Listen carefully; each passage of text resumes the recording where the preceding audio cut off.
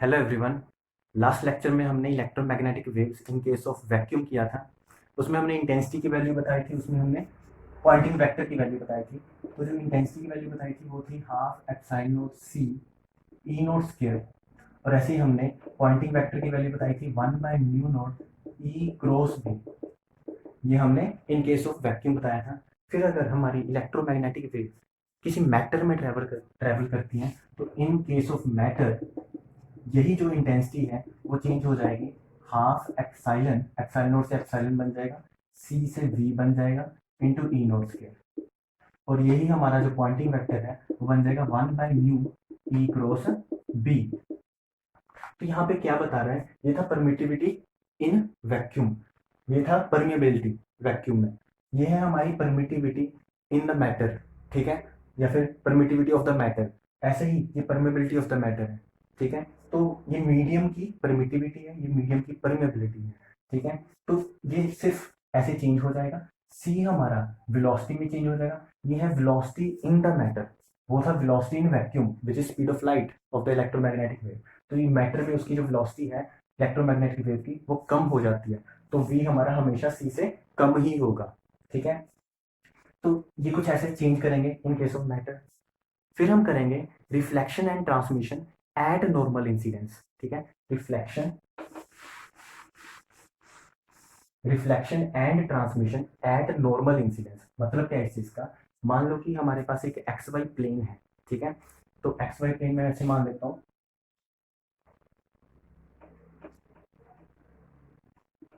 ये है मेरे पास एक्स एक्स एक्सिस, ये मान लेता हूँ मैं वाई एक्सिस, ये मान लेता हूँ मैं जेड एक्सिस। अब मैंने बोला है कि एक मेरे पास एक्स वाई प्लेन है, इंटरफेस है। तो एक्स वाई इंटरफेस कैसे बना सकता हूँ, एक्स के पैरेलल रखना है, वाई के पैरेलल रखना है। तो ये हमारे पास, मैं ऐसे बोल सकता हूँ ये वाई के पैरेलल है ये लाइन, ठीक है। ये वाई भी ऐसे चल रहा है वाई के पैरेलल। फिर ये जो लाइन है ये एक्स के पैरेलल है, ये लाइन वाई के पैरेलल है, ये लाइन एक्स के पैरेलल है। तो ये मेरा इंटरफेस हो जाएगा, ठीक है। तो एक्चुअल में है क्या, ये कुछ ऐसा है, ऐसा। तो ये जो पॉइंट कर रहा है ऐसे, ये मेरी एक्स, ये मेरी वाई एक्सिस है, ये मेरी एक्स एक्सिस है। तो ये मेरी वाई है, ये एक्स एक्सिस है, ये मेरा इंटरफेस है पूरा, ठीक है। ये मेरा इंटरफेस है।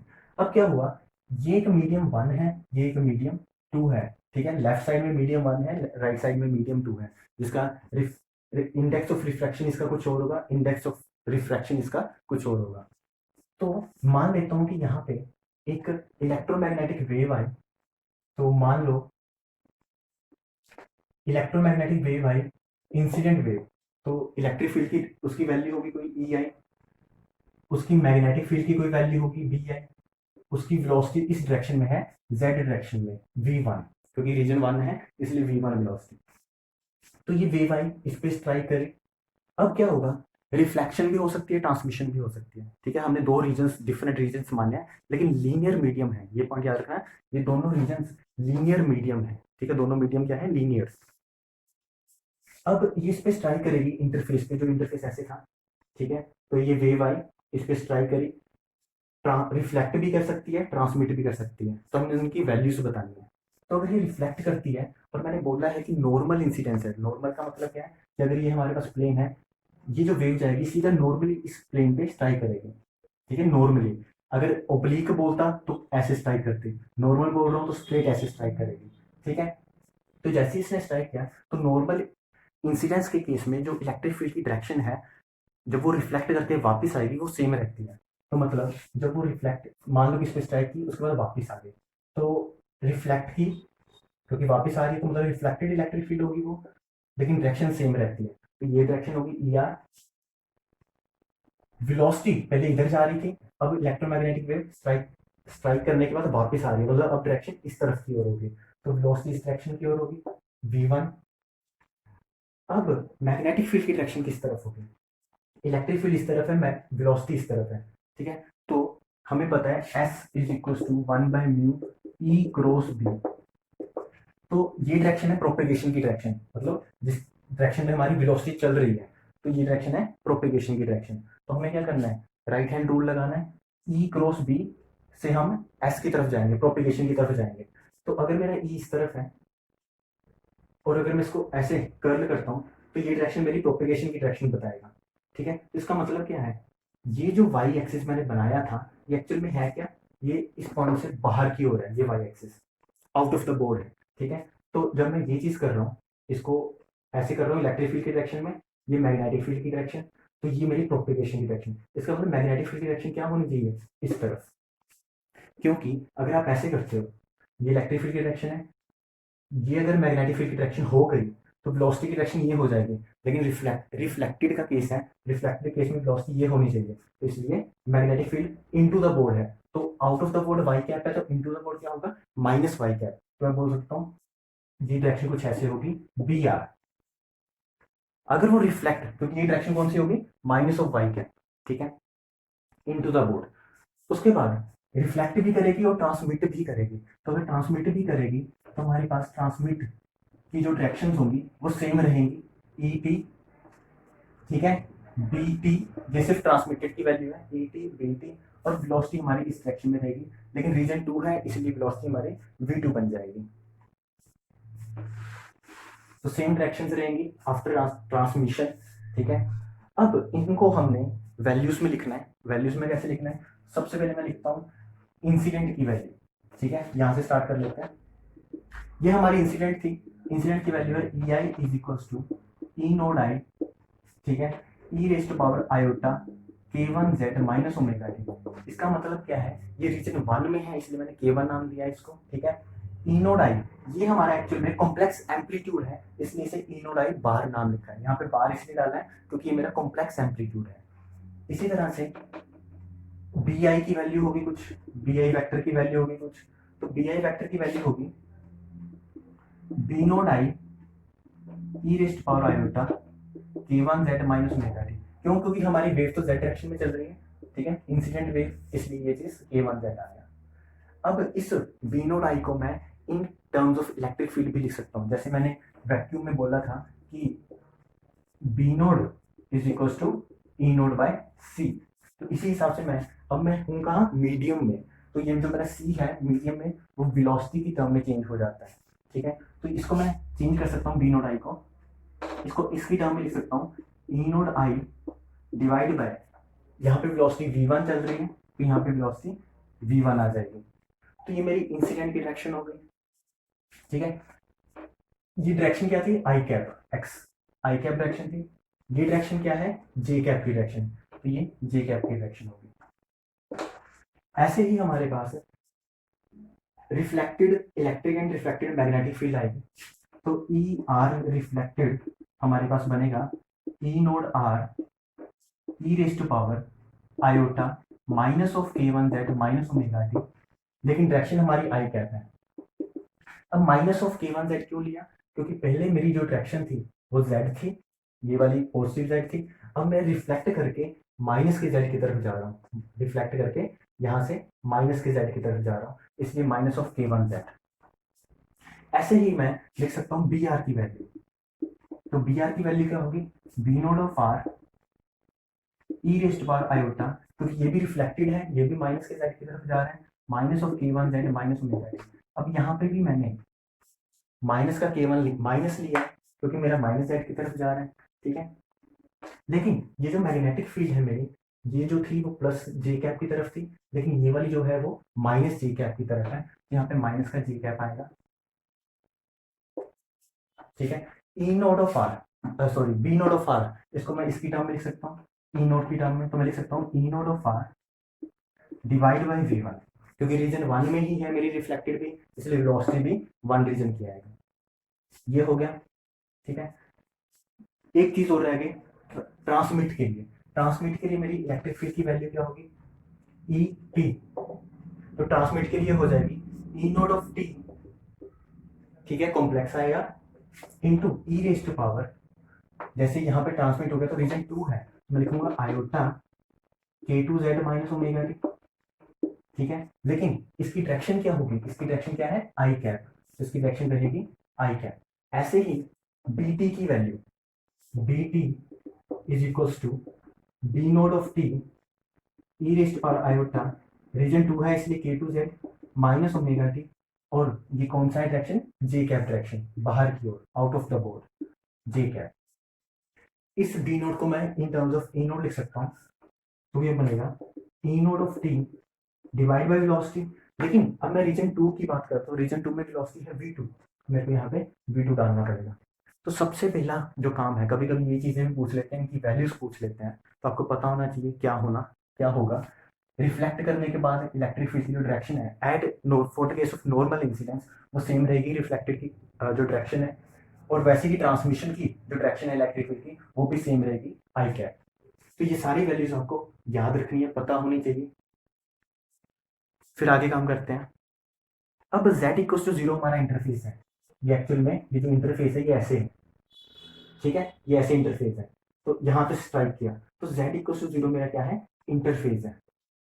तो मैं एक कंडीशन लगा सकता हूँ कि इस इंटरफेस से जो पीछे वाली जितनी भी इलेक्ट्रिक फील्ड थी एट z इक्वल टू 0, जितनी भी इलेक्ट्रिक फील्ड थी कौन कौन सी थी, इंसिडेंट वाली, रिफ्लेक्टेड वाली, एट z इक्वल टू 0 वो बराबर होंगी जितनी भी इलेक्ट्रिक फील्ड मेरी राइट साइड में है, ठीक है, एट z इक्वल टू 0। तो E I plus E R is equals to E T at z equal to 0, ये कंडीशन लगा सकता हूँ, बाउंड्री कंडीशन। तो बनेगा E R plus E T is equal, sorry E I, क्योंकि यहाँ पे आई है और आर है, तो E I plus E R, E I plus E R is equal to E T. तो एक तो बाउंड्री कंडीशन मैंने ये लगा दी, लेकिन कहाँ पे लगेगी, एट z इक्वल टू 0। दूसरी बाउंड्री कंडीशन ये फिर से वही है, interface B I plus B R is equal to B T, B I plus B R is equal to B T, लेकिन कहाँ पे, एट z इक्वल टू 0। तो दो कंडीशन हो गई एट z इक्वल टू 0 पे। अगली चीज हमें ये पता है कि इलेक्ट्रिक एंड मैग्नेटिक फील्ड, ये जो इलेक्ट्रिक फील्ड है और ये जो मैग्नेटिक फील्ड है, ये दोनों के दोनों पैरेलल है मेरे इस इंटरफेस के। एक्चुअली में राइट है, क्योंकि मेरा जो इंटरफेस है वो एक्स वाई प्लेन में है, और मेरी जो इलेक्ट्रिक फील्ड है वो एक्स डायरेक्शन में है और मैग्नेटिक फील्ड वाई डायरेक्शन में है। तो मैं बोल सकता हूँ कि electric and magnetic field are parallel to the interface.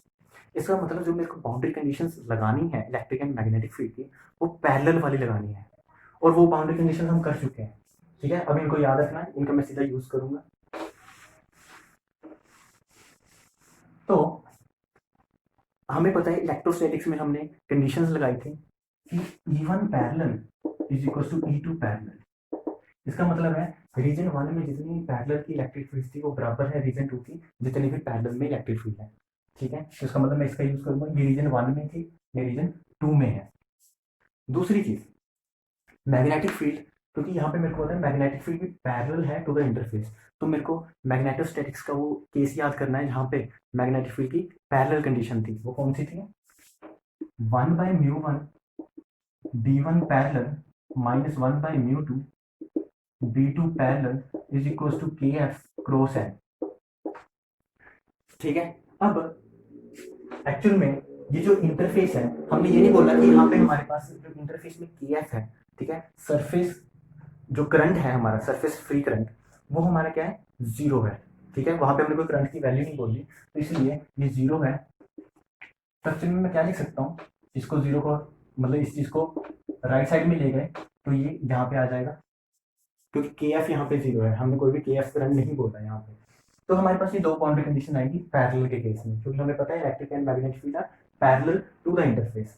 तो इसका मतलब है रीजन 1 में, तो रीजन 1 में ये इलेक्ट्रिक फील्ड है टोटल, इसका मतलब है रीजन 2 में ये, इसका मतलब है रीजन 1 में ये है, इसका मतलब है रीजन 2 में ये है। तो आपको सिर्फ वैल्यू सब्स्टिट्यूट करनी है इन बाउंड्री कंडीशंस में। तो जब यहाँ पे हम वैल्यू सब्स्टिट्यूट करेंगे, तो जब हम यहाँ पे वैल्यू सब्स्टिट्यूट करेंगे E1 पैरेलल, तो इस दोनों आ जाएंगी, तो मैं लिख सकता हूँ E I plus E R is equal to E T, ठीक है। तो यहाँ पे हमारे पास इस कंडीशन में पुट किया मैंने ये वैल्यू, इस कंडीशन में E1 में ये सारा आ गया, E2 में सिर्फ ये आएगा, ठीक है, एट z इक्वल टू 0। तो यहाँ पे मैं वैल्यू सब्स्टिट्यूट करूंगा इन सब की। अब आप लोगों को इसकी वैल्यू भी पता है, इसकी वैल्यू भी पता है, आपको उसके बाद क्या करना है, z इक्वल टू 0 भी पुट करना है, उसके बाद जो भी कैंसिल होता है वो सब लिखना है। तो हमारे पास बनेगा ई आई की value E naught E raise to power, E I की वैल्यू पुट कर रहा हूँ iota k1z minus omega t, ये मैंने ई आई की वैल्यू पुट करी, प्लस ई आर की वैल्यू होगी, ये ई नोड आई था, E naught of R E raise to power iota k2 of z, k1 of z, क्योंकि ये भी हमारा k1 ऑफ z था, minus omega T is equal to E naught of T E raise to power iota, ये हमारे पास k2 था, k2z minus omega t. तो ये सारी वैल्यूज पुट कर दी और हमें करना क्या कंडीशन, z इक्वल्स टू 0 पे सारा देखना है। तो z इक्वल्स टू 0 पे मैं बोल सकता हूँ ये 0 हो जाएगा, ये 0 हो जाएगा और ये 0 हो जाएगा, ठीक है, z इक्वल्स टू 0 पे। दूसरी चीज, ये सारी सेम आएंगी वैल्यूज, ये सारी कैंसिल हो जाएंगी, हमारे पास बचेगा क्या, E naught of I plus E naught of R is equals to E naught of T. तो हमारे पास ये तो वैल्यू आएगी। इसके बाद हमें क्या करना है, हमें सेकंड बाउंड्री कंडीशन लगानी है। तो सेकंड बाउंड्री कंडीशन यहां लगा लेते हैं। सेकंड बाउंड्री कंडीशन में है क्या, 1/μ1 which is 1/μ1 b1 parallel, b1 parallel में है क्या, रीजन 1 में ये दोनों फील्ड्स हैं, ठीक है, और दोनों पैरेलल टू द इंटरफेस है, तो bi प्लस बी आर होगा, bi प्लस बी आर होगा इज इक्वल्स टू, दूसरी कंडीशन क्या है हमारे पास, 1/μ2 b2 पैरेलल, b2 पैरेलल में क्या है, bt। तो ये दोनों चीजें कहां देखनी है, z इक्वल्स टू 0। दोबारा से मैं वही वैल्यू सब्स्टिट्यूट कर रहा हूं, तो यहाँ पे क्या है 1/μ1, तो यहां लिख लेते हैं इसको, ये बनेगा 1/μ1 bi की वैल्यू हमें पता है which is b naught of i, और b नोड ऑफ i को भी हमने लिख लिया था e naught of i divide by velocity in region 1 plus इसकी वैल्यू, क्योंकि z इक्वल टू 0 पे देखना है, जैसे यहाँ पे हमने e रेस्ट पावर कैंसिल कर दिया था, यहाँ पे भी e रेस्ट पावर जो साथ में आएगा वो लेफ्ट साइड और राइट साइड वाला z इक्वल टू 0 पे कैंसिल हो जाएगा, जैसे यहाँ किया था। तो हमारे पास बचेगा क्या, एम्पलीट्यूड्स बचेंगे हमारे पास। तो इसका एम्पलीट्यूड था E naught of I minus v1, B R का एम्पलीट्यूड था E naught of R, region 1 में ही रिफ्लेक्ट हुई थी v1, लेकिन जो ये था बी आर, ये माइनस का जे कैप डायरेक्शन में था, तो यहाँ पे माइनस भी आएगा, क्योंकि वहां पे हमने लिखा था पीछे, अगर आप देखोगे माइनस का वी जे कैप डायरेक्शन, ठीक है। तो बी आर की वैल्यू लिख दी इज इक्वल्स टू 1/μ2 bt, तो bt की वैल्यू क्या होगी, ई naught of T divide bye v2, और हमने यहाँ पे अभी स्ट्रेट फॉरवर्ड लिखा है, एक्चुअल में आना क्या था, bt की वैल्यू ये पुट करनी थी into e raised bar iota k2z minus omega T, लेकिन इसमें भी क्या करते हैं, यहाँ पे भी सेम चीज आती है, यहाँ पे z इक्वल्स टू 0 पे कैंसिल हो जाता है, ठीक है, और यहाँ पे जो e रेस्ट पावर होगा और जो यहाँ पे e रेस्ट पावर होगा और जो यहाँ पे होगा वो कैंसिल हो जाएंगे, तो हमारे पास सिंपली ये ही बचेगी वैल्यू, ठीक है। तो सारा कुछ मैंने कहाँ चेक किया है, z इक्वल्स टू 0 पे चेक किया है। तो यहां से मैं लिख सकता हूं E naught of I minus E naught of R is equals to μ1 v1 by μ2 v2 is equals to साथ में ई नोड ऑफ टी। तो फाइनली मैं लिख रहा हूं E naught of I minus E naught of R is equals to beta times E naught of T.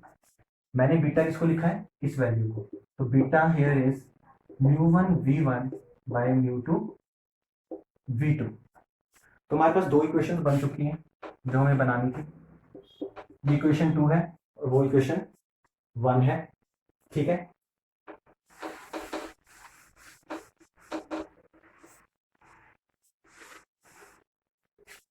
इन दो equation को solve करके हम ई नोड ऑफ टी निकाल सकते हैं, ई नोड ऑफ आर की वैल्यू निकाल सकते हैं, मतलब कितना एम्पलीट्यूड हमारा रिफ्लेक्ट हुआ है और कितना एम्पलीट्यूड हमारा ट्रांसमिट हुआ है, तो वो हम निकाल सकते हैं। तो ऐसे करते हैं कि 1 और 2 दोनों को ऐड कर लेते हैं, अगर दोनों को ऐड करेंगे तो हमारे पास बनेगा 2 times E naught of I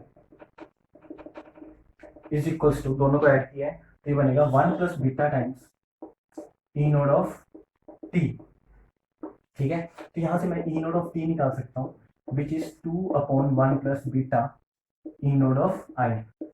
तो ये हमारे पास क्या होगा, ट्रांसमिशन का एम्पलीट्यूड। ठीक है, ट्रांसमिशन का एम्पलीट्यूड। इसी तरह से मैं इन दोनों को डिवाइड कर लेता हूँ।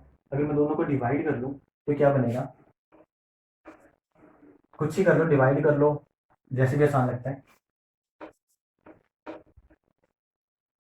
या फिर ऐसे करो, इसमें पुट कर देते हैं, put this equation in equation 1। तो इसमें पुट करते हैं तो बनेगा E naught of I plus E naught of R is equals to E naught of T. E naught of T की वैल्यू पुट कर दो, 2/1 plus beta times E naught of I. तो जब ये पुट करेंगे यहाँ पे तो हमारे पास बनेगा, ये इधर आएगा, E naught of I common आ जाएगा, 1 माइनस 2/1 प्लस बीटा आएगा इज इक्वल्स टू, और ये इस तरफ जाएगा तो minus of E naught of R आएगा। तो यहां से मैं इसकी वैल्यू निकाल सकता हूं, E naught of I 1 plus beta minus 2, तो -1 plus beta divide by 1 plus beta is equal to minus of E naught of R.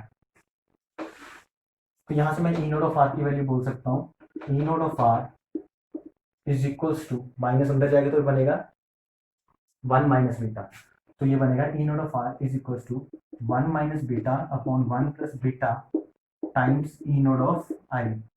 तो ये रिफ्लेक्शन, ठीक है, कितना एम्पलीट्यूड रिफ्लेक्ट किया ये उसकी वैल्यू है, कितना एम्पलीट्यूड ट्रांसमिट हुआ ये उसकी वैल्यू है। अब इसमें आपको बीटा पता है पहले से, beta is μ1 v1 by μ2 v2।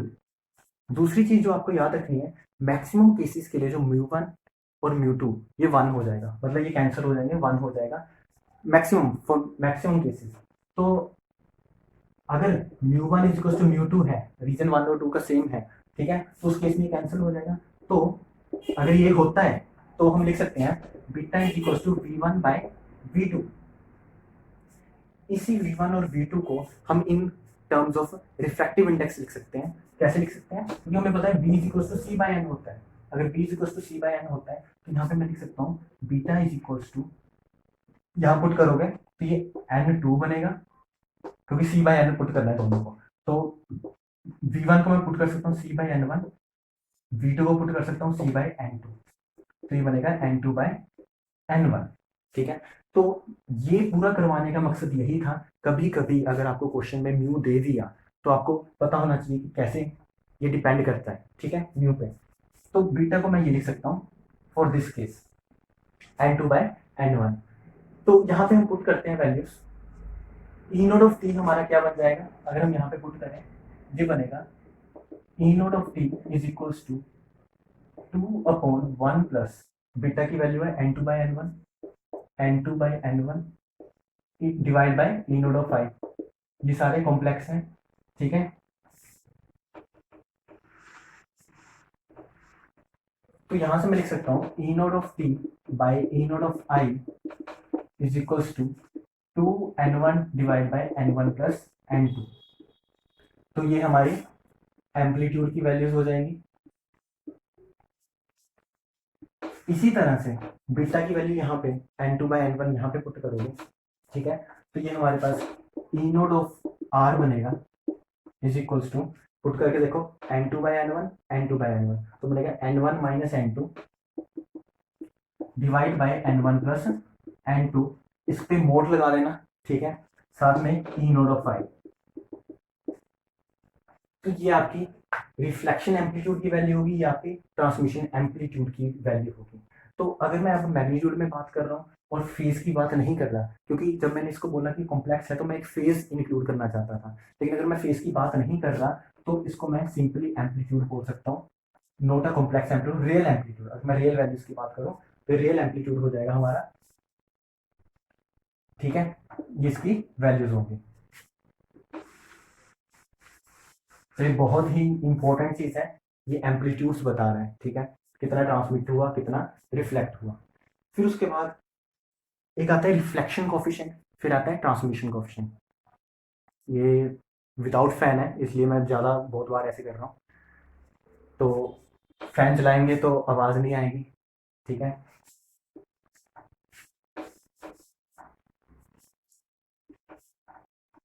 उसके बाद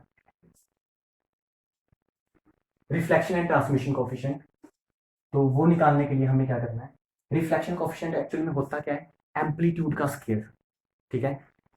और एम्पलीट्यूड का स्केयर क्या होता है, इंटेंसिटी, ठीक है। तो रिफ्लेक्शन कोफिशिएंट की सबसे पहले बात करते हैं। इन दो वैल्यूज को मैं अलग लिख लेता हूँ यहाँ पे, E naught T divide by E naught I is equal to 2n1 by n1 plus n2, और ऐसे ही E naught R divide by E naught I is equal to n1 minus n2 divide by n1 plus n2। ये अलग से लिख के रख लो। अब हम निकालेंगे reflection and transmission coefficient. Reflection coefficient जो होगा हमारे पास वो होगा r is equal to E naught of r divide by, actual में I of R intensity reflected की डिवाइड बाई इंटेंसिटी इंसिडेंट की। और एक्चुअल में इंटेंसिटी होता क्या है, इंटेंसिटी होता है for the case of matter half epsilon V E naught square, ये होता है इंटेंसिटी, ये हमने कर लिया मैटर के लिए। अगर रिफ्लेक्टेड की बात करूंगा मैं यहाँ पे, तो यहाँ आर लगाऊंगा, यहाँ पे ई नोट ऑफ आर लगाऊंगा, ठीक है, यही बनेगा। अब रिफ्लेक्टेड वेव हमारी कौन से रीजन में थी, वो रीजन वन में ही थी। अगर वो रीजन वन में थी तो ये बनेगा एप्सिलॉन वन वी वन। इसी हिसाब से जो हमारी इंसिडेंट वेव थी वो हमारी कौन से रीजन में थी, वो भी रीजन वन में ही थी, क्योंकि ये एक रीजन था, यहाँ से इंसिडेंट गई, यहाँ से रिफ्लेक्टेड, मतलब रीजन वन ही था। तो इंसिडेंट के लिए हमारा क्या बनेगा, half epsilon one V one E naught of I की स्क्वायर, ठीक है, ई नोड ऑफ आई की स्क्वायर। अब मैं डिवाइड करना है दोनों को, जब मैं डिवाइड करूंगा तो रिफ्लेक्शन कोएफिशिएंट बनेगा हमारे पास, दोनों को डिवाइड करो तो रिफ्लेक्शन कोएफिशिएंट सिंपल इतना आएगा, E naught of R divide by E naught of I का होल स्क्वायर। इसका होल स्क्वायर करना है आपको, होल स्क्वायर करोगे तो क्या बनेगा, n1 minus n2 divide by n1 plus n2 का होल स्क्वायर। तो ये आपका रिफ्लेक्शन कोएफिशिएंट होगा, ये आपको याद रखना है, ठीक है। उसके बाद फिर आता है हमारे पास ट्रांसमिशन कोएफिशिएंट। ट्रांसमिशन कोएफिशिएंट को हम लिखते हैं T is equal to I of T divide by I of I, intensity transmission की divide by intensity incident light की, ठीक है। तो ये याद रख लेना, हम आगे करते हैं। तो इंटेंसिटी दोबारा से, क्योंकि ट्रांसमिशन की देखनी है, ट्रांसमिशन की इंटेंसिटी के लिए तो लिख लो half epsilon V E naught square, जो होता है इंटेंसिटी। ट्रांसमिशन की देखनी है तो ट्रांसमिशन हमारा सेकंड रीजन में था, तो सेकंड रीजन के लिए हमें क्या करना है, यहाँ टू डालना है, यहाँ टू डालना है। इसी हिसाब से इंटेंसिटी, इस हिसाब से इंटेंसिटी इंसिडेंस की half epsilon V epsilon V E naught square. Epsilon हमारा फर्स्ट रीजन का, वेलोसिटी हमारी फर्स्ट रीजन की, क्योंकि इंसिडेंट वेव हमारे फर्स्ट रीजन में थी। तो इसलिए अगर इन दोनों को डिवीजन करूंगा मैं, I of T divide by I of I, तो वो हमारे पास बनेगा epsilon two V two divide by epsilon one V one. यहाँ पे टी था तो ई नोट टी होगा, और यहाँ पे ई नोट आई होगा, ठीक है। तो यहाँ पे ये बनेगा E naught of T divide by E naught of I का होल स्क्वायर। अब देखने वाली चीजें क्या क्या है, जो चीजें आपको यहाँ से सीखने को भी मिलेंगी, कि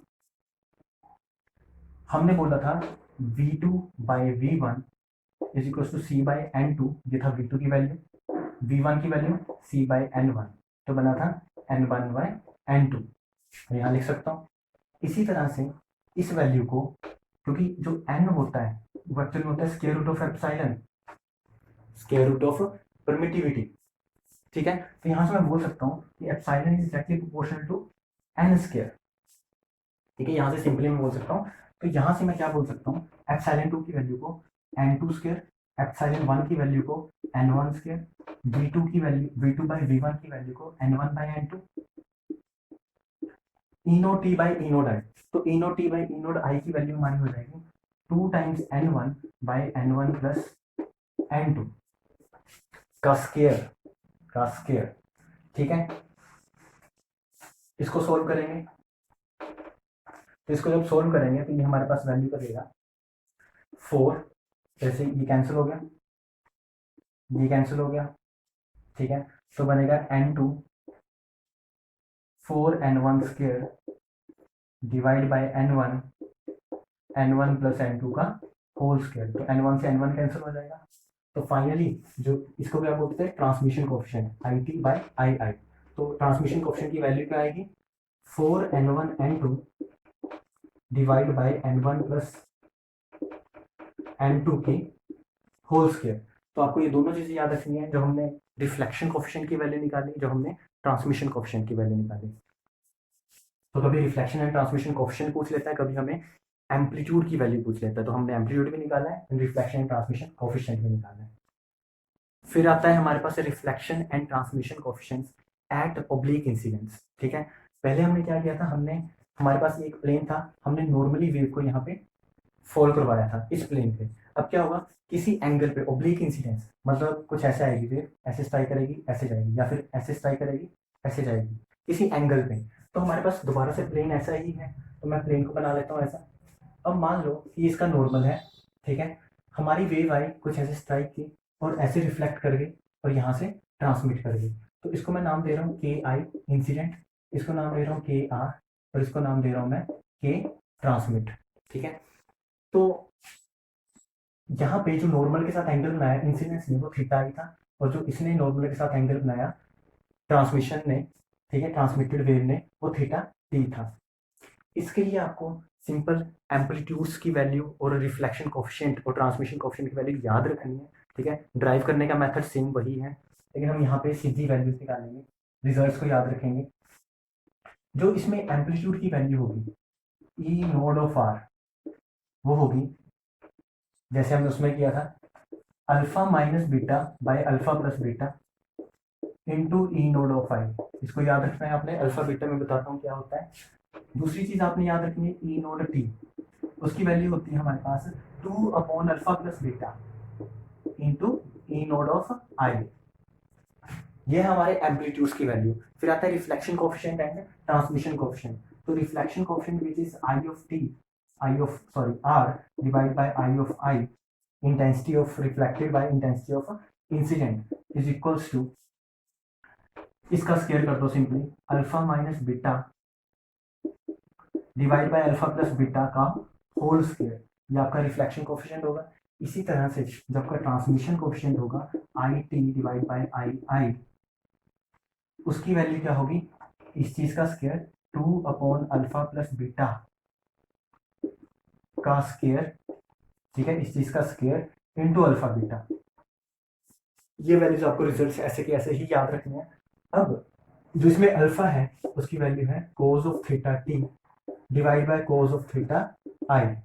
ऐसे ही जो हमारे पास बीटा है उसकी वैल्यू क्या होगी, बीटा की वैल्यू जो सेम थी μ1 v1 बाय μ2 v2, ये हम निकाल चुके हैं। अगर इन टर्म्स ऑफ रिफ्रैक्टिव इंडेक्स दिया हो तो आप v1 और v2 को चेंज कर सकते हो, जैसे हमने पिछले टॉपिक में किया था, ठीक है। μ1 बाय μ2 ये 1 दिया हो सकता है, मतलब ये दोनों सेम हो सकते हैं तो कैंसिल हो जाएंगे, तो बीटा आपका v1 बाय v2 के बराबर आएगा। उसे आप रिफ्रैक्टिव इंडेक्स में चेंज कर सकते हो, तो जिस भी हिसाब से क्वेश्चन पुट किया हो आप उस हिसाब से बीटा की वैल्यू लेके, ये आपको गिवन होंगे तो यहाँ पे आपको वैल्यू सब्स्टिट्यूट करके, एम्पलीट्यूड पूछा है, रिफ्लेक्टेड एम्पलीट्यूड पूछा तो ये वैल्यू होगी, ट्रांसमिटेड एम्पलीट्यूड पूछा तो ये होगी, रिफ्लेक्शन कोएफिशिएंट पूछा है तो ये होगा, ट्रांसमिशन कोएफिशिएंट पूछा है तो ये होगा। बस वैल्यू सब्स्टिट्यूट करनी है आपको। उसके बाद नेक्स्ट टॉपिक आता है हमारे पास,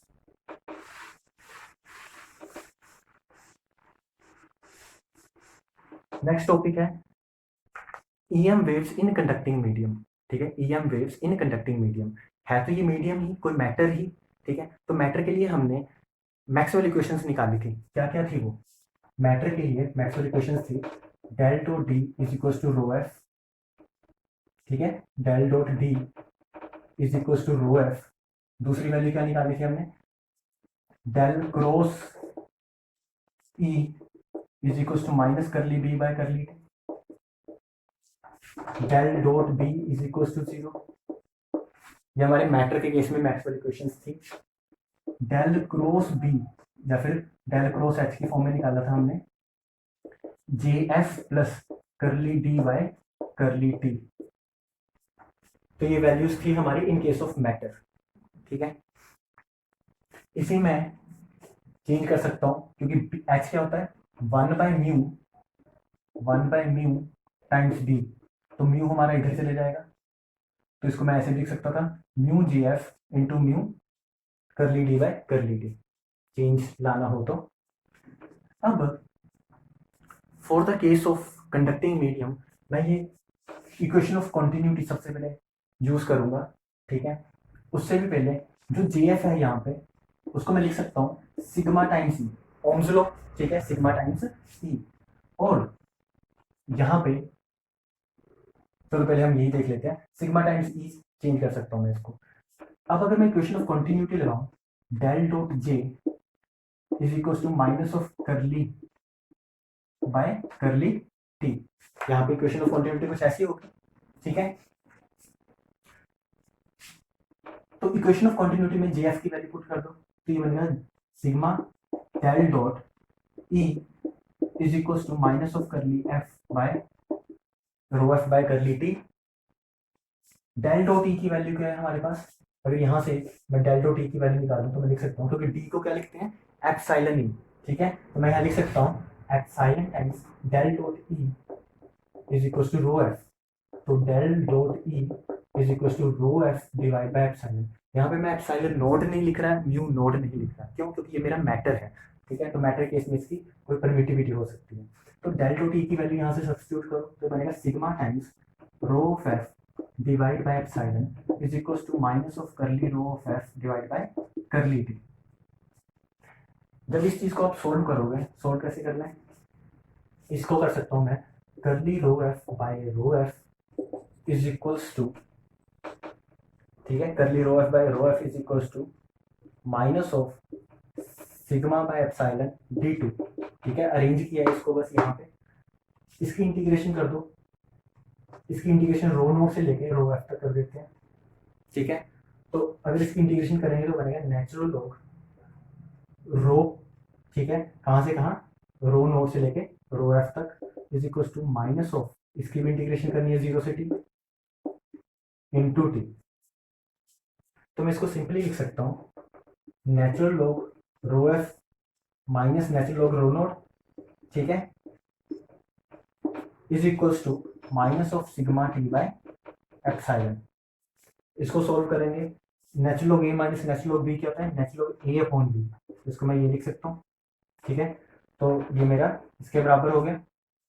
यहाँ से मैं लिख सकता हूँ, इसमें चेंज करना है मेरे को एक्सपोनेंशियल में, तो मैं लिख सकता हूँ rho F is equal to rho naught E raise to power minus sigma T by epsilon. बहुत इंपॉर्टेंट इक्वेशन है। ठीक है, ये जो इक्वेशन आई हमारे पास, ये हमें बता रहा है कि जैसे ही आप कंडक्टर में फ्री चार्ज रखोगे, कंडक्टर पे फ्री चार्ज रखोगे, वो एकदम से क्या करेगा, बाउंड्रीज पे चला जाएगा, एजिस पे चला जाएगा। ठीक है, जैसे ही फ्री चार्ज रखोगे, तो इसमें एक टाइम होता है कैरेक्टरिस्टिक टाइम, कि कितने टाइम में वो चला जाएगा। कैरेक्टरिस्टिक टाइम मतलब कितने टाइम में, जैसे ही अगर ये कंडक्टर है, इस पर आपने फ्री चार्ज रखा, वो एकदम से, क्योंकि अंदर नहीं रहेगा, वो एकदम से एजिस पे चला जाएगा, तो एक नाम आता है कैरेक्टरिस्टिक टाइम। तो जो कैरेक्टरिस्टिक टाइम है वो क्या है, इसको मैं और कैसे लिख सकता हूँ, इसको मैं लिख सकता हूँ rho F is equal to rho naught E raise to power minus of small T divide by tau. तो यहाँ पे जो टाउ है वो है कैरेक्टरिस्टिक टाइम। तो टाउ अगर मैं यहाँ से देखूँ तो क्या बनेगा, tau is equal to epsilon by sigma. तो ये है कैरेक्टरिस्टिक टाइम, कितने टाइम में वो एकदम से एजिस पे चला जाएगा फ्री चार्ज। तो अगर मैं परफेक्ट कंडक्टर की बात करूं, अगर मेरे पास एक परफेक्ट कंडक्टर है, तो उसमें जो सिग्मा होता है, for the case of perfect conductor, जो सिग्मा है वो इन्फिनिटी होता है, कंडक्टिविटी होता है सिग्मा विच इज इन्फिनिटी। तो कंडक्टिविटी इन्फिनिटी होगी, इसमें अगर मैं पुट करूंगा तो कैरेक्टरिस्टिक टाइम आएगा 0। इसका मतलब आप रखोगे वो एकदम से क्या मतलब टाइम ही नहीं लगाएगा, एजिस पे पहुंच जाएगा, for the case of perfect conductors. ठीक है, तो कैरेक्टरिस्टिक टाइम जो होगा वो 0 होगा। फिर उसके बाद हम अब ये इक्वेशंस कर रहे हैं, ठीक है। ई एम वेव्स, हमें वेव इक्वेशन निकालनी है for the case of electromagnetic field travelling in the conducting medium, ठीक है। तो उस केस में आपको क्या करना है, सबसे पहले मैं इस इक्वेशन को दोबारा से थोड़ा सा और अच्छी तरह लिखना चाहूंगा। वो क्या लिख सकता हूँ, del cross B is equal to mu, G F को लिख सकता हूँ sigma time G, plus mu D को लिख सकते हैं एप्साइलन ई, तो एप्साइलन बाहर आ जाएगा, तो बनेगा करली ए बाय करली टी, ठीक है। तो ये इक्वेशन बन जाएगी यहां से। अब मैं क्या कर रहा हूं, अब मैं मान के चलता हूं कि फ्री चार्ज अगर रखा भी होगा, अगर कंडक्टर में रखा भी होगा, तो कहाँ चला जाएगा, एजिस पे चला जाएगा, ठीक है। तो इसका मतलब मैं इस इक्वेशन को, ये जो मैंने इक्वेशन बनाई थी, इस इक्वेशन में मैं रो एफ की वैल्यू को क्या पुट कर सकता हूँ, जीरो, क्योंकि वो एकदम से एजिस पे चला जाएगा। रो एफ एक्सपोनेंशियली डीके करता है, ठीक है, वो हमने अभी निकाला, रो एफ एक्सपोनेंशियली डीके करता है। तो मैं वो स्टैटिक केस लेके चलूंगा जहाँ पे चार्ज सीधा एजिस पे जा चुका है, तब मैं वेव की इक्वेशन निकाल रहा हूँ। तो जा चुका है, इसलिए जो रो एफ है वो मैं जीरो लूंगा, ठीक है, क्योंकि इसकी वैल्यू हमने एक्सपोनेंशियल डी के वैल्यू निकाल ली है। तो इसलिए ये क्या बनेगा, del dot E is equal to zero. तो इस केस के लिए ये केस और ये केस, ठीक है। तो एक, दो, तीन, चार, ये चार इक्वेशंस का यूज करूंगा मैं अब इक्वेशन निकालने के लिए, ठीक है। तो इक्वेशन निकालने के लिए यूज कैसे करना है, थर्ड इक्वेशन पे, ये जो मैंने थर्ड इक्वेशन लिखी है, इस पे डेल क्रॉस लगा दूं। अगर डेल क्रॉस बोथ साइड्स लगा दूं तो ये बनेगा del cross C is equal to minus of curly by curly T del cross B. Del cross दोनों साइड लगा दिया, ये हमें पता है कैसे ओपन करते हैं, डबल डेरिवेटिव है, डेल ऑपरेटर डबल है, प्रोडक्ट रूल हमने किया है, क्या होगा, del of del dot E minus del square E, ये होगी इसकी वैल्यू, इस क्रॉस प्रोडक्ट की value is equals to minus of curly by curly T del cross B. और एक्चुअल में डेल क्रॉस बी की वैल्यू हमें पता है, यहां से ये डेल क्रॉस बी की वैल्यू ये रही। तो इक्वेशन 4 आप इसकी जगह इसको मान लो,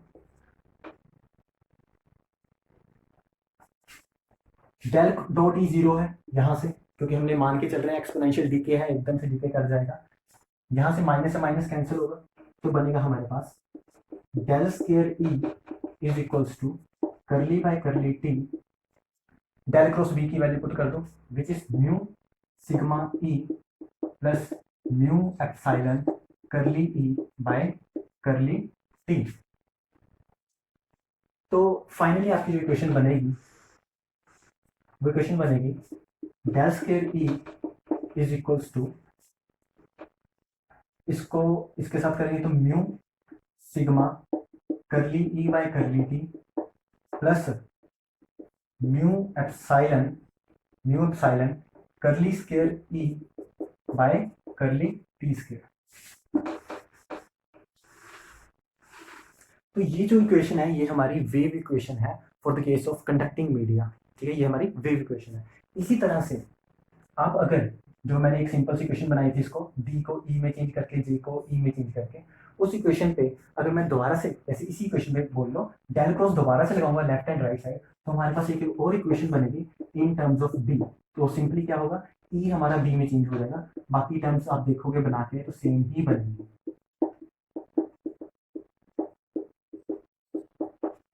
सिर्फ ई को मैंने बी में चेंज कर दिया। तो ये हमारी वेव इक्वेशंस होंगी इलेक्ट्रिक एंड मैग्नेटिक फील्ड की टर्म्स में।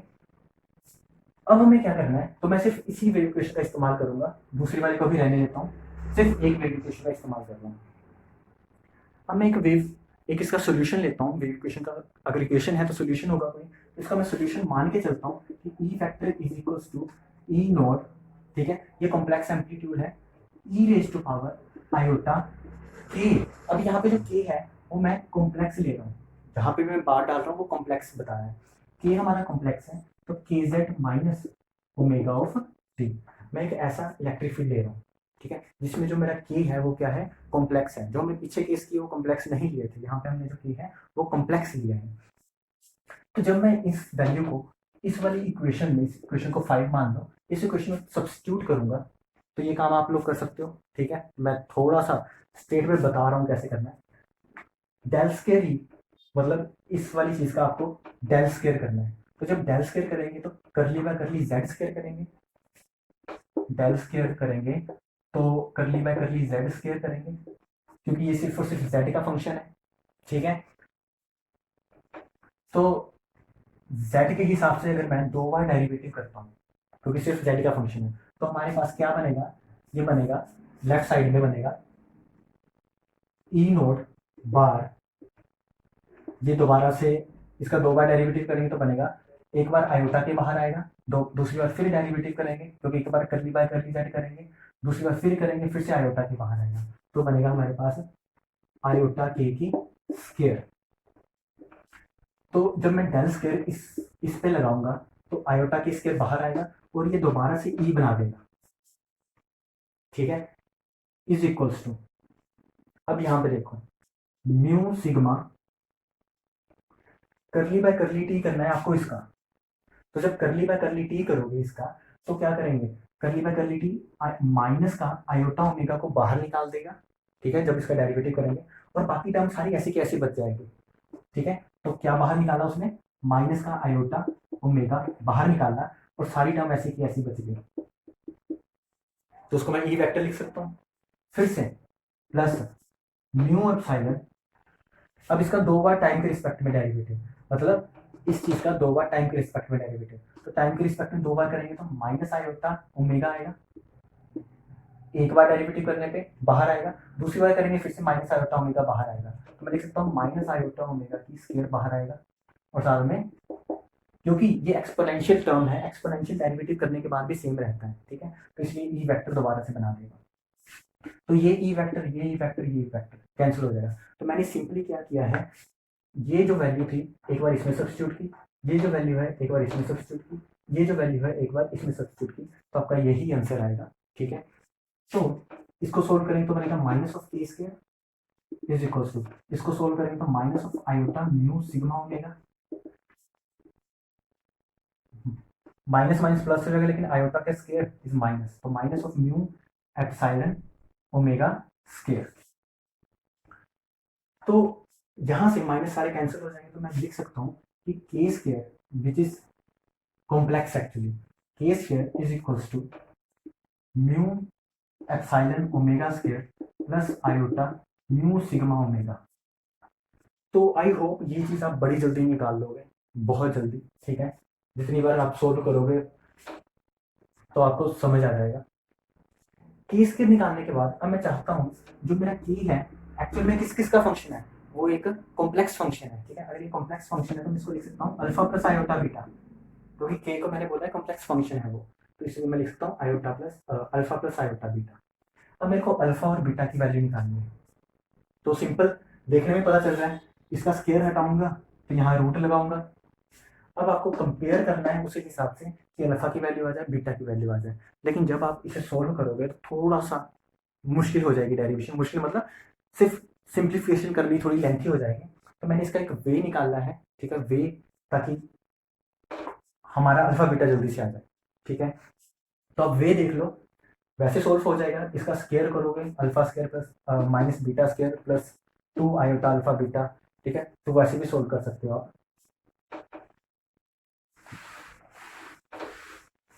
तो उसको मैंने याद रखने का वे क्या बनाया है, एक्चुअल में के आ गया ये स्क्वायर रूट में। ठीक है, अल्फा की वैल्यू के लिए सबसे पहले मैं अल्फा की वैल्यू के लिए बात करूंगा, अल्फा इज इक्वल्स टू, यहां से जो ये फर्स्ट टर्म है इस पूरी को बाहर निकाल लो, तो जब इस टर्म को पूरी को बाहर निकालूंगा तो ये बनेगा ओमेगा, क्योंकि रूट में बाहर निकालना है, तो omega square root of mu epsilon, इस पूरी टर्म को मैंने बाहर निकाला है स्क्वायर रूट से, तो ऐसा बनेगा। अंदर क्या बनेगा, ये टर्म वन देगी प्लस म्यू आयोटा को भूल जाओ, mu sigma omega divide by ये टर्म, क्यों, क्योंकि ये बाहर निकाला था उसके नीचे भी आएगा ये term, divide by mu epsilon omega square, mu epsilon omega square, इस पूरे का स्क्वायर कर दो।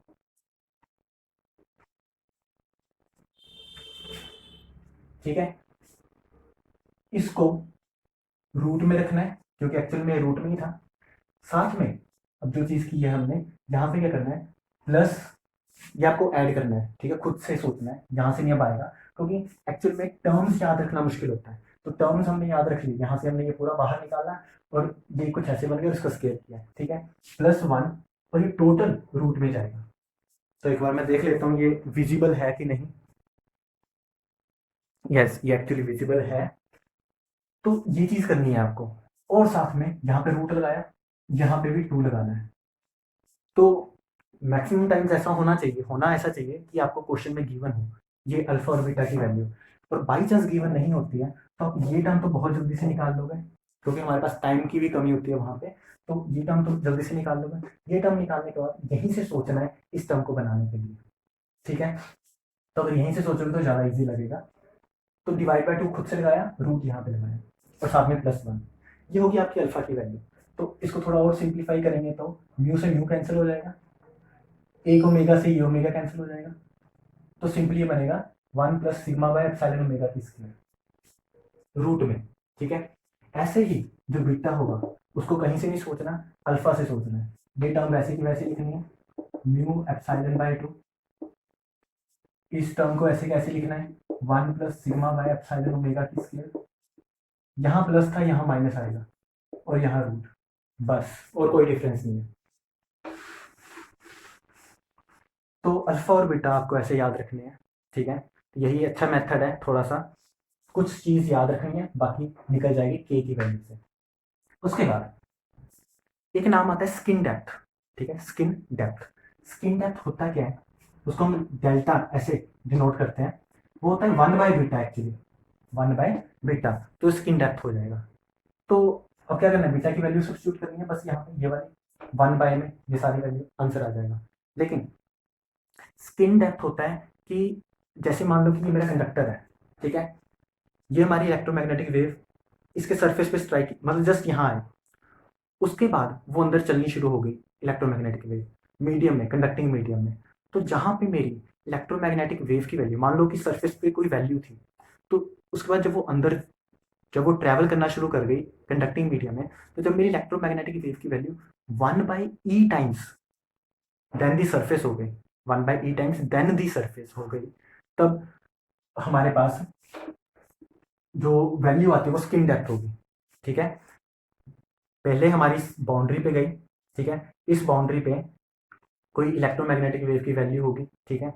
उसके बाद उसका एम्पलीट्यूड 1/e टाइम्स हो गया किसी एक पॉइंट पे, मान लो कि सिर्फ यहाँ तक पहुंची हमारी वेव, और यहाँ पे पहुंचने पे उसकी जो एम्पलीट्यूड है वो 1/e टाइम्स हो गया, then the amplitude at this point जहाँ से स्टार्ट किया था, तो वो हमारा स्किन डेप्थ है, ठीक है। तो ये वैल्यू आ गई। अब लिख तो आप दोगे, लेकिन हमें क्या करना है, स्किन डेप्थ की वैल्यू निकालनी है for the good conductors, for good conductors. Good conductors का मतलब है sigma is very much greater than epsilon omega, ये कंडीशन। तो ये कंडीशन लगा के सबसे पहले मैं बीटा की वैल्यू निकालता हूँ इस कंडीशन के नजरिए से। तो इस कंडीशन के नजरिए से जो मेरा बीटा होगा उसकी वैल्यू, क्योंकि ये बहुत ग्रेटर है तो इसका मतलब ये जो टर्म है वो 1 से काफ़ी लार्ज है, इस -1 से काफ़ी लार्ज है, तो मैं बीटा को लिख सकता हूँ omega square root of mu epsilon by 2। इसको इसके साथ कंपेयर करूंगा तो सिंपल यही आएगा, ठीक है। तो एक्चुअल में क्या बन गया, square root of sigma by epsilon omega का स्क्वायर, ठीक है, -1 का रूट। अब हमें पता है ये इससे कैंसिल हो जाएगा स्क्वायर रूट से, और ये टर्म 1 से फिर ज़्यादा बड़ी है, ठीक है। तो मैं अब लिख सकता हूँ omega square root of mu epsilon by 2, ये भी कैंसिल हो जाएगा, नेग्लिजिबल है, -1। तो हमारे पास बचेगा क्या, स्क्वायर रूट में सिग्मा बाय एप्सिलॉन ओमेगा। तो यहाँ से हमारे पास जो बीटा की वैल्यू आएगी वो आएगी, एप्सिलॉन से एप्सिलॉन कैंसिल हो जाएगा, ये बनेगा म्यू सिग्मा ओमेगा बाय 2।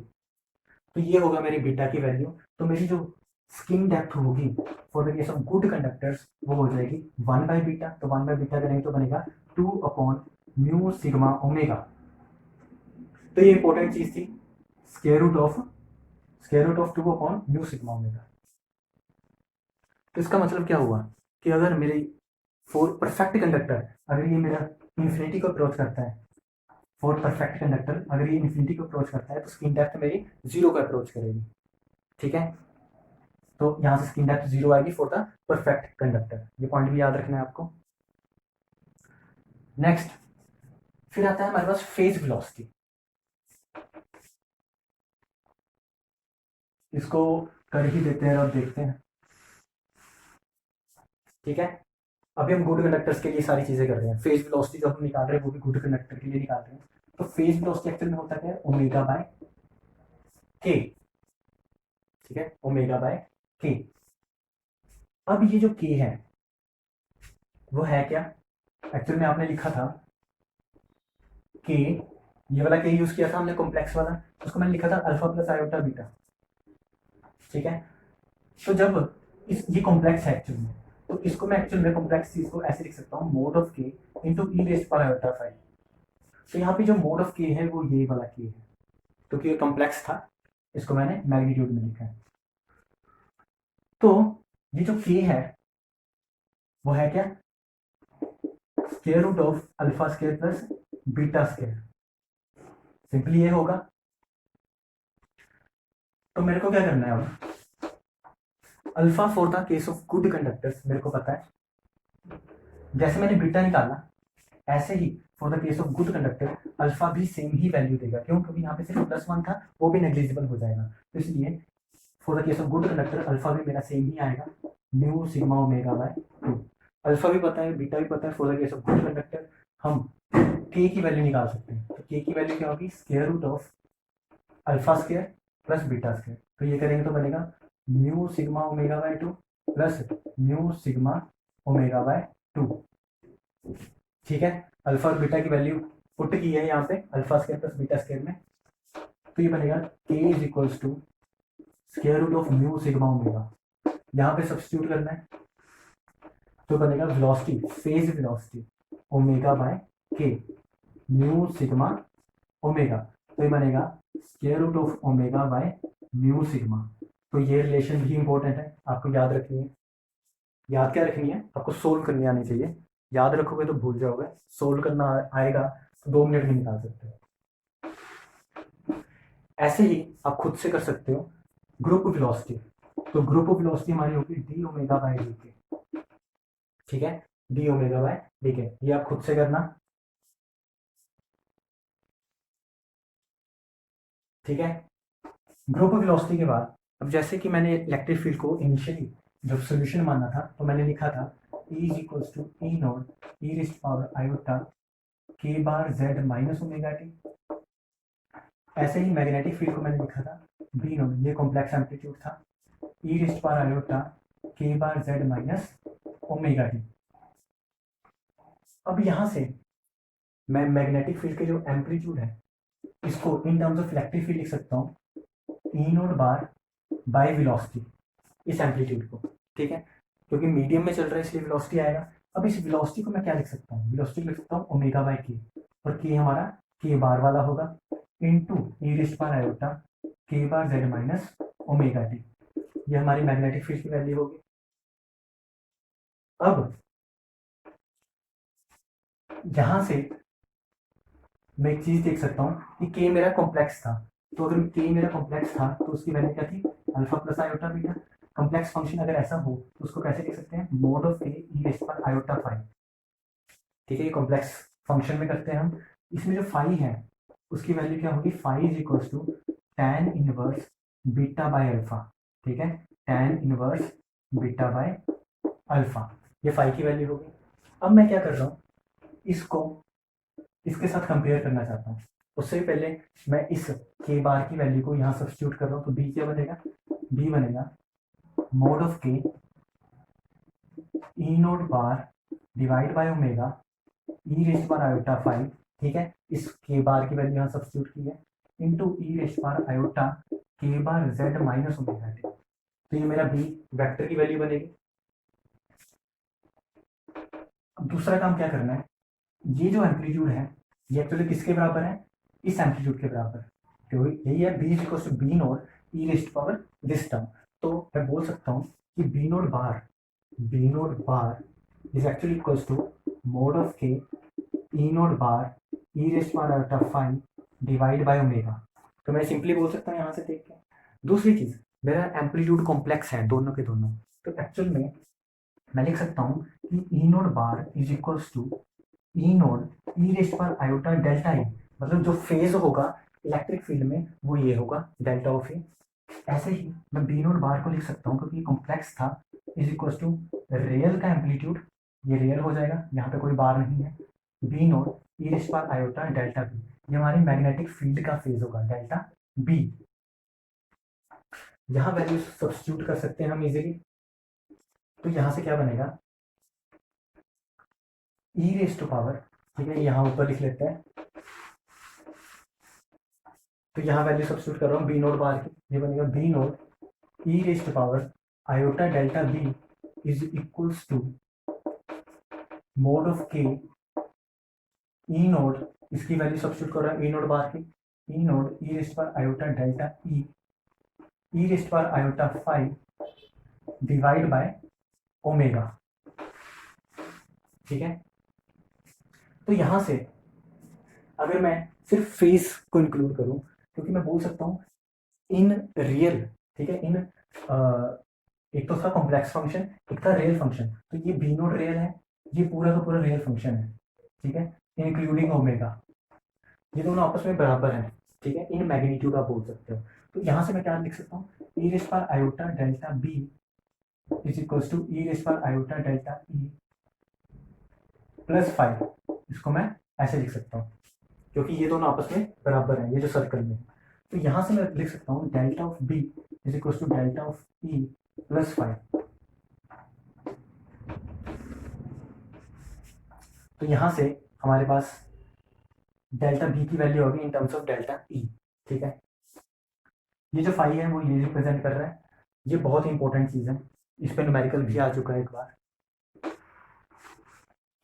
अब मेरे पास डेल्टा फंक्शन की फॉर्म में भी है, मेरे को इलेक्ट्रिक फील्ड भी पता है कैसे लिखी जा सकती है, तो इलेक्ट्रिक फील्ड लिखते थे हम ई नोट बार ई रेस पावर आयोटा के जेड माइनस ओमेगा टी। अब ई नोट बार हटाना है मेरे को, क्योंकि बार को हटाऊंगा तो यहाँ पे क्या लगाऊंगा ई रेस पावर डेल्टा ई, तो ये इसके अंदर चला जाएगा, क्योंकि मैंने बार हटा दिया है, डिफरेंस देखना, तो ये इसके अंदर चला जाएगा, ये कुछ ऐसा बनेगा। लेकिन एक्चुअल में इसका लिखने का भी ऐसा नहीं होना चाहिए, लिखने का भी क्या होना चाहिए, माइनस कॉमन ले लो, तो यहाँ पे ये बन जाएगा कुछ ऐसे, ठीक है, क्योंकि जो फेज है वो इन टाइम चेंज कर रहा है, इन टाइम फेज इसके साथ टाइम के साथ देखना है फेज को, तो इसलिए इसको इसके इसमें सब्ट्रैक्ट करना है। इसी तरह से मैं बी को लिख सकता हूँ B naught bar E raised power iota के जेड माइनस ओमेगा टी, कुछ ऐसा। बी नोट बार की वैल्यूज को इन टर्म्स ऑफ ई अगर मैं लिखना चाहूँ तो मैं क्या क्या लिख सकता हूँ, इसको मैं लिख सकता हूँ E naught bar by velocity, velocity को ओमेगा बाय के बार। लेकिन अभी भी मेरे को इन रियल लिखना है, रियलिटी में लिखना है, मतलब कॉम्प्लेक्स नहीं चाहिए मेरे को, तो मैं क्या लिखूंगा mode of k E raise power iota five, के बार की वैल्यू, ई नोट बार की वैल्यू क्या थी, E naught E raise power iota E raise power iota delta E, ठीक है, divide by omega into E raise power iota k bar z minus omega t.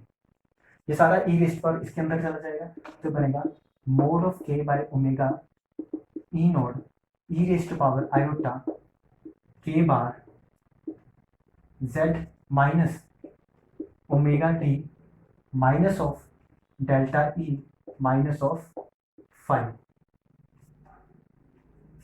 तो actually में ये क्या बता रहा है हमें, एक्चुअली में टर्म क्या बता रही है, जो मैग्नेटिक फील्ड है हमारे पास, ठीक है, जो हमारे पास मैग्नेटिक फील्ड है वो हमारे फाई से, क्योंकि इलेक्ट्रिक फील्ड की ये फेज, इतना फेज, अगर पूरे फेज की बात करूं तो इतनी वैल्यू और इतनी वैल्यू इलेक्ट्रिक फील्ड की सेम है, इतनी वैल्यू और ये वैल्यू सेम है, लेकिन माइनस ऑफ फाइव हो रहा है टाइम में माइनस ऑफ फाइव, एक एक्स्ट्रा टर्म माइनस हो रही है, तो मैं बोल सकता हूँ in time magnetic field lags, ठीक है, इन टाइम, क्योंकि इसकी इसमें माइनस किया मैंने अलग से, तो in time magnetic field lags. तो हमेशा याद रखना कंडक्टर के केस में मैग्नेटिक फील्ड लैग करती है, और यहाँ पे इसके माइनस साइन है इसके साथ, ठीक है। तो यहाँ से हमने जो इंपॉर्टेंट चीज निकाली है वो है ये है कि B lags E in case of conductors. तो this is the case of conductors. दूसरी चीज, कभी कभी इलेक्ट्रिक फील्ड आपको ऐसे दिखने को मिल सकती है इन टर्म्स ऑफ डेल्टा ई। कभी कभी जो इलेक्ट्रिक फील्ड होगी आपको ऐसे भी दिख सकती है, E is equal to E naught bar complex में ई रेज पर iota t z minus omega t, ये भी कॉम्प्लेक्स में।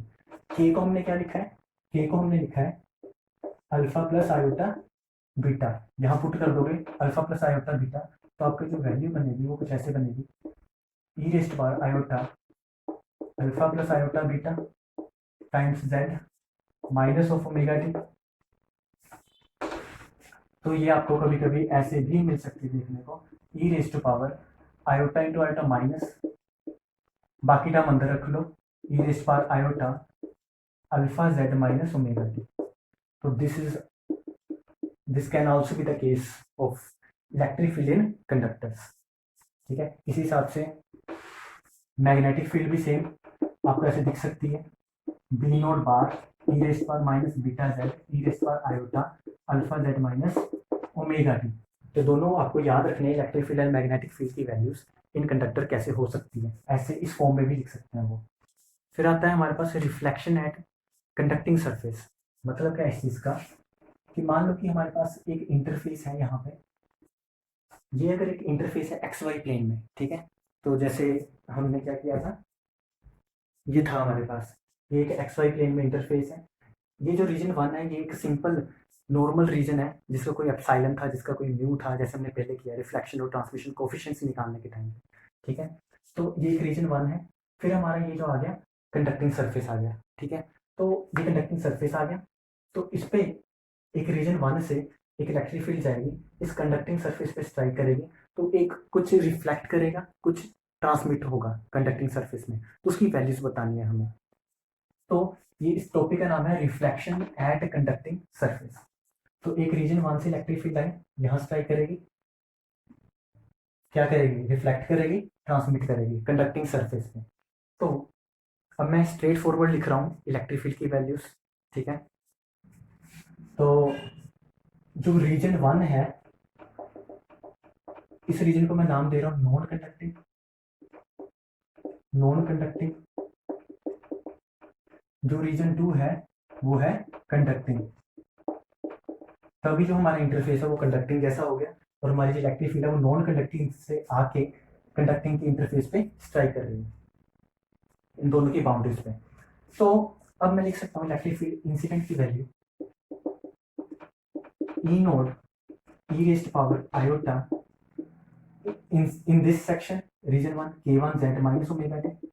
और मैं मान लेता हूँ जैसे मैंने पहले डायग्राम बनाया था, इलेक्ट्रिक फील्ड किस डायरेक्शन में है, एक्स डायरेक्शन में। ऐसे ही मैं मैग्नेटिक फील्ड जो इंसिडेंट करेगी B naught E raised power iota k1 z minus omega t, और इसकी डायरेक्शन में मान लेता हूँ जे कैप डायरेक्शन। तो एक्चुअल में ये मेरी z डायरेक्शन है, ये मेरी आई कैप डायरेक्शन है, ठीक है, एक्स एक्सिस है, और ये मेरी बाहर की ओर, बाहर की ओर उसको ऐसे बना दिया वाई एक्सिस है, ठीक है। तो ये हमारे पास आ गया। मैग्नेटिक फील्ड को रीजन 1 में इन terms of electric field amplitude को कैसे लिख सकता हूँ, ई नोट बाय v1, ठीक है। ये हमारी इंसिडेंट की वैल्यूज आ गई।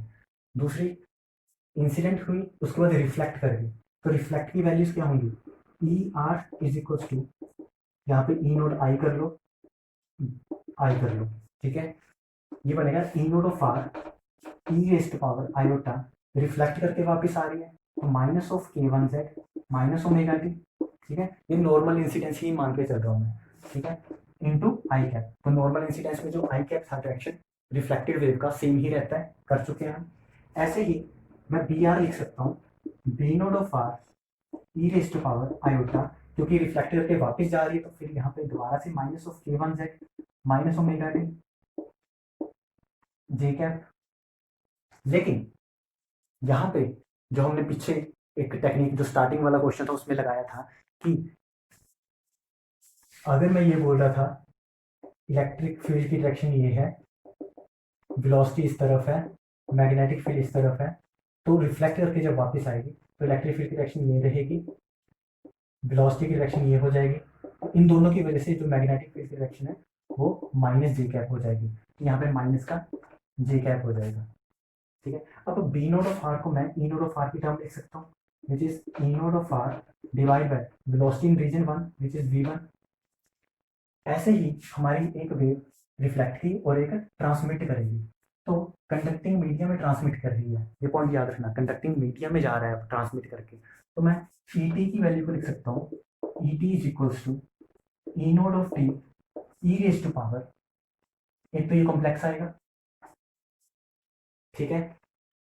एक्चुअली आप यहाँ पे भी कॉम्प्लेक्स डाल सकते हो, ये सारे जितने भी हमने एम्पलीट्यूड लिखे हैं ये कॉम्प्लेक्स डाल सकते हो, ठीक है। तो यहाँ पे कॉम्प्लेक्स आएगा ई raise to power iota k to, क्योंकि रीजन हमारा टू है, लेकिन रीजन टू हमारा है कौन सा, कंडक्टिंग। तो यहाँ पे मैं क्या डाल सकता हूँ, कॉम्प्लेक्स वाला के Z minus omega t, direction क्या रहेगी आई कैप। इसी तरह से जो मेरा बी टी बनेगा जो ट्रांसमिट करेगा, B naught of T E raise to power iota k two z minus of omega t, direction क्या रहेगी जे कैप, क्योंकि जो बाहर इंसिडेंट थी वैसे ही बाहर आएगी। लेकिन बी नोड ऑफ टी इसको मैं चेंज कर सकता हूँ in terms of E naught of T, क्या होगा E naught of T divide by velocity in second region. और वेलोसिटी इन सेकंड रीजन हम कैसे लिख रहे हैं कंडक्टिंग मीडिया में, omega by k, omega by k two bar, क्योंकि के टू बार है रीजन में, ठीक है, कंडक्टिंग रीजन में। ई टी आ गया, बी टी आ गया, ये सारी वैल्यूज आ गई। तो अब हमें पता चल गया ये के टू बार क्या है, कॉम्प्लेक्स है, पहली चीज। तो दूसरी चीज, अब हम बाउंड्री कंडीशंस लगाएंगे at z equals to zero, क्योंकि ये मेरा एक्स वाई प्लेन में, ये मेरा जो सरफेस है इंटरफेस है एक्स वाई प्लेन में, तो इलेक्ट्रिक फील्ड इस इंटरफेस के और मैग्नेटिक फील्ड इस इंटरफेस के क्या है, पैरेलल है। अगर पैरेलल है तो मैं लिख सकता हूँ E1 parallel is equal to E2 parallel, जितनी भी इलेक्ट्रिक फील्ड वन रीजन में है is equal to two region में, ठीक है। और दूसरी कंडीशन क्या होगी, one by mu one B one parallel is equal to one by mu two B two parallel, क्योंकि यहाँ पे इंटरफेस पे कोई सरफेस करंट नहीं है, सरफेस करंट ऐसे जीरो है, इसलिए हम ये लिख सकते हैं। और electric and magnetic field parallel है सरफेस के इंटरफेस के, इसलिए हमने सिर्फ ये दो कंडीशंस को उठाया है। अब इस वन का मतलब है इस रीजन में, तो इस रीजन में कौन कौन है इलेक्ट्रिक फील्ड में, एक ये है एक ये है, लेकिन हमें कहाँ देखना है at z equal to zero. और टू में कौन है, टू में सिंपली ये है, लेकिन इसे हमें कहाँ देखना है at z equal to zero. तो आपको क्या करना है, ई वन की वैल्यू पुट करो। तो ई वन की वैल्यू है क्या एक्चुअल में, ई आई प्लस ई आर, ये ई वन की वैल्यू है, ठीक है। देखना कहाँ है जेड इक्वल टू जीरो पे, is equal to E two, E two हमारे कहाँ है, ई टू हमारा ये है सेकेंड रीजन में ट्रांसमिशन ई टी, ठीक है, सेकेंड रीजन में। ये भी कहाँ देखना है जेड इक्वल टू जीरो। तो जब आप सारी वैल्यूज को इसकी इसकी और इसकी वैल्यूज को यहाँ सब्स्टिट्यूट करोगे और जेड इक्वल टू जीरो करोगे तो हमारे पास क्या बनेगा, तो सिंपली बनेगा E naught of I plus E naught of R is equals to E naught of T, ठीक है, कुछ चेंज नहीं होगा, सिंपल ये बनेगा। इसी तरह से जब मैं सेकंड कंडीशन लगाऊंगा तो सेकंड कंडीशन में मेरे पास एक बी आई था, ठीक है, वो मैं लिखा हुआ था पहले, अभी जो रख किया, एक मेरे पास बी आई था, एक मेरे पास बी आर है और एक मेरे पास बी टी है। तो बी वन में मेरे पास एक B I plus B R होगा, ठीक है। तो इस कंडीशन को मैं अगर यहाँ लिखना चाहूँ तो मैं लिखूंगा one by mu one B one, ठीक है। तो बी वन में क्या क्या है, इंसिडेंट की बी, रिफ्लेक्टेड की बी, ये रीजन वन में है तभी वन डालना है, is equals to one by mu two B two, B two हमारा सिर्फ सेकंड रीजन में सिर्फ ट्रांसमिशन वाला है, लेकिन देखना कहाँ पे है जेड इक्वल्स टू जीरो पे। ठीक है, तो ये बाउंड्री कंडीशन हो गई। तो मैं वैल्यूज पुट कर रहा हूँ सीधी, आपको बाद में क्या करना है, z इक्वल टू 0 सब में पुट कर देना है, यहाँ पे भी यहाँ पे भी, जैसे यहाँ पे किया। इनकी वैल्यू सब्स्टिट्यूट करेंगे तो बनेगा 1/μ1 बी आई की value at z equal to 0, वो हो जाएगी हमारे पास E naught I divide by velocity of 1 in region 1 plus B R की value E naught of R divide by velocity of 1, क्योंकि रीजन रिफ्लेक्टेड वेव भी हमारे रीजन 1 में थी, is equal to 1/μ2 into B T. B T हमारा क्या है, ये एट z इक्वल टू 0 देखना है हमने, तो इसकी वैल्यू पुट कर दो, which is k2 bar E naught of T divide by omega at z equal to 0, आपकी ये वैल्यू बनेगी। ठीक है, तो इसको अगर हम सोल्व करें तो बनेगा, एक्चुअल में एक थोड़ी सी हमने गलती कर दी, जहां पे जो बी ऑफ आर है ये वेक्टर में लिखे थे हमने, और बी ऑफ आर हमारा क्या था, माइनस का जे कैप डायरेक्शन। एक्चुअल में यहाँ पे बी आर आएगा, ये इलेक्ट्रिक फील्ड रिफ्लेक्टेड थी, ये मैग्नेटिक फील्ड रिफ्लेक्टेड थी, ये वेलोसिटी इन रीजन 1 थी। ठीक है, ये इंसिडेंट था, ये रिफ्लेक्टेड था, तो रिफ्लेक्टेड में जो मैग्नेटिक फील्ड थी वो माइनस जे कैप डायरेक्शन में थी, तो माइनस जे कैप की डायरेक्शन के कारण यहाँ पे माइनस आएगा। ठीक है, बी आर की वैल्यू में, तो उसमें हमने डाला था यहाँ पे, इसलिए माइनस आएगा, सिर्फ वैल्यू सब्स्टिट्यूट कर रहा हूँ। यहाँ से मैं लिख सकता हूँ E naught of I minus E naught of R is equals to μ1 v1 k2 bar divide by μ2 omega into E naught of T. तो एक्चुअल में हमारे पास दो टर्म्स आ चुकी हैं, इसको ए नाम दे दो, ऐसे करो, इसको 1 नाम दे दो, चाहे इसको 2 नाम दे दो। इन दो को सोल्व करना है अब हमें सिंपली, जो इसको 2 नाम दिया है उसको हम और भी सोल्व करके लिख सकते हैं। इसको मैं लिख सकता हूँ E naught of I minus E naught of R is equals to, इस पूरी टर्म को मैं बीटा लिख सकता हूँ, beta times E naught of T.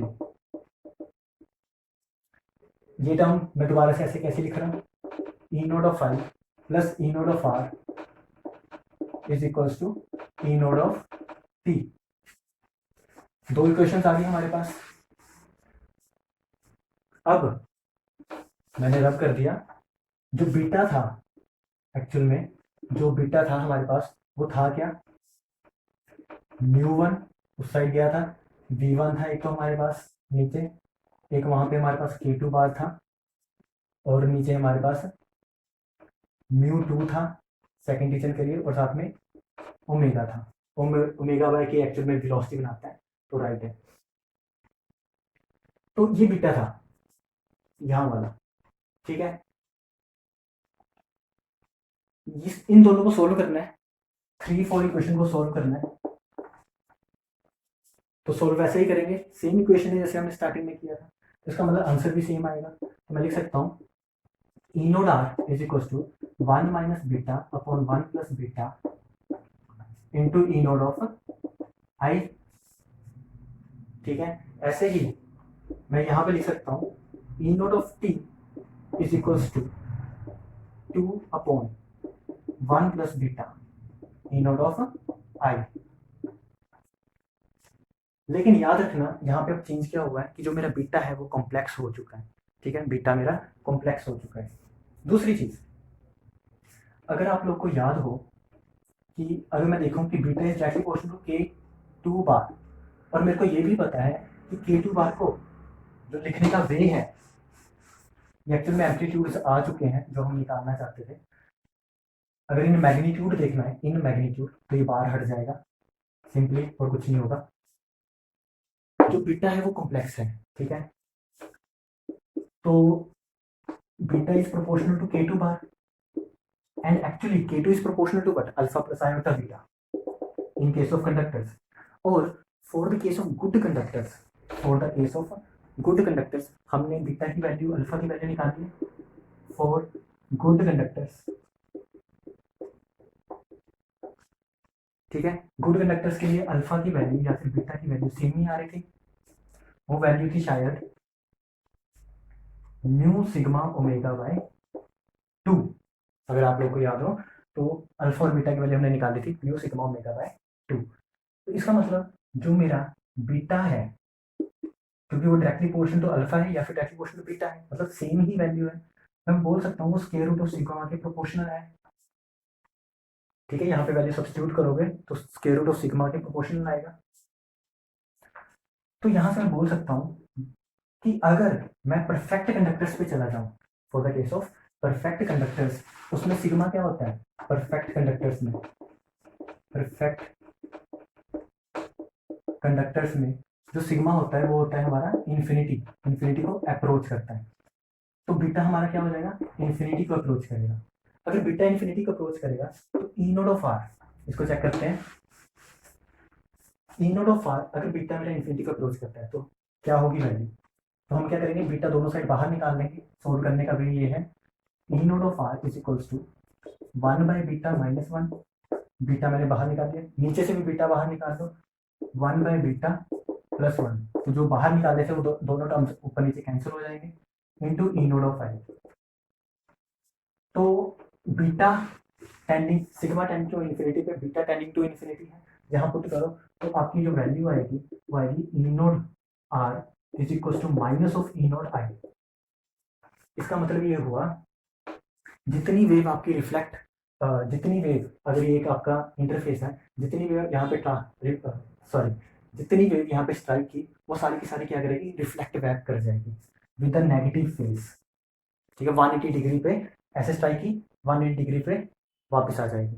ठीक है, फेज शिफ्ट आएगा एम्पलीट्यूड में -1 का, मतलब 180 डिग्री का, और सारी की सारी ऐसे वापस आ जाएगी।